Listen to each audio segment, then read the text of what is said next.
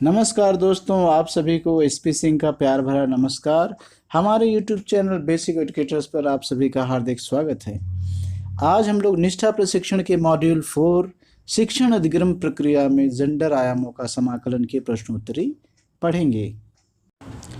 साथियों, पहला प्रश्न है जेंडर तटस्थता संबोधन है। ऑप्शन ए चिकित्सक, ऑप्शन बी महिला चिकित्सक, ऑप्शन सी अध्यक्ष, ऑप्शन डी वक्ता।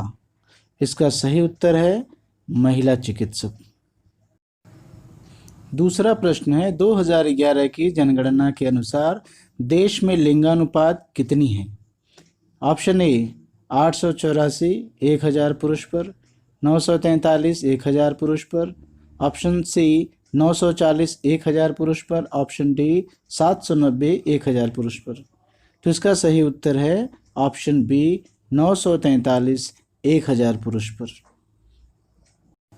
साथियों, ये मॉड्यूल 4 की संभावित प्रश्नोत्तरी है। ये ज्ञानवर्धन के लिए है, जानकारी के लिए।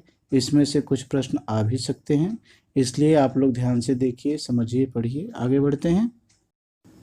तीसरा प्रश्न है कक्षा शिक्षण में एक शिक्षक की भाषा होनी चाहिए। ए जेंडर समावेशी, बी जेंडर निष्पक्ष, सी उपरोक्त दोनों, डी इनमें से कोई नहीं। इसका सही आंसर है सी उपरोक्त दोनों। अगला प्रश्न है कहानी सुल्ताना का सपना किसकी रचना है। Option A Sarojini Naidu, option B Rukaiya Sakhawat Hussain, option C Munshi Premchand और ऑप्शन डी इनमें से कोई नहीं। साथियों, हमारे मॉड्यूल 4 में ये कहानी है सुल्ताना का सपना, रुकैया सखावत हुसैन का लिखा हुआ है ये।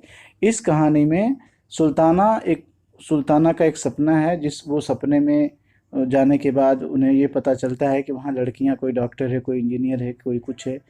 तो ये इसी आधार पर है। इसमें लड़कियों को पढ़ने लिखने के लिए, आगे बढ़ने के लिए, उन्हें इंस्पिरेशन देने के लिए, इंस्पायर करने के लिए ये कहानी है। तो इसकी रचनाकार ये रचना है रुकैया सखावत हुसैन की। इसका सही उत्तर है ऑप्शन बी। आगे बढ़ते हैं अगले प्रश्न पर। सभी विषयों में आवश्यक और ज्ञान निर्माण के लिए एक मूल तत्व है। ऑप्शन ए कक्षा, ऑप्शन बी भाषा, ऑप्शन सी शिक्षक, ऑप्शन डी पुस्तक। तो इसमें सही उत्तर है ऑप्शन बी, क्योंकि बिना भाषा के, बिना मीडियम के शिक्षक कुछ भी पढ़ा नहीं सकता, इसलिए भाषा सही जवाब है। अगला प्रश्न है कक्षा शिक्षण के दौरान एक शिक्षक को किस तरह के शब्दों का प्रयोग करना चाहिए। ऑप्शन ए सर्वनाम, ऑप्शन बी जेंडर तटस्थता, ऑप्शन सी उपरोक्त दोनों, ऑप्शन डी इनमें से कोई नहीं। मेरे हिसाब से इसमें उपरोक्त दोनों, इस ऑप्शन सी सही जवाब है। अगला प्रश्न आपकी स्क्रीन पर। कक्षा में प्रवेश करने वाला प्रत्येक बच्चा अर्जित ज्ञान लेकर आता है। परिवार का, या समुदाय का, या संस्कृति का, या मातृभाषा का। मेरे विचार से इसमें चारों विकल्प सही हैं।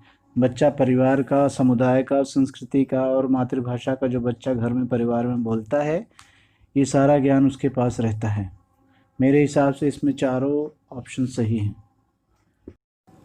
अगला प्रश्न है आपके सामने। उत्तरी रेलवे की पहली महिला इंजन ड्राइवर कौन है।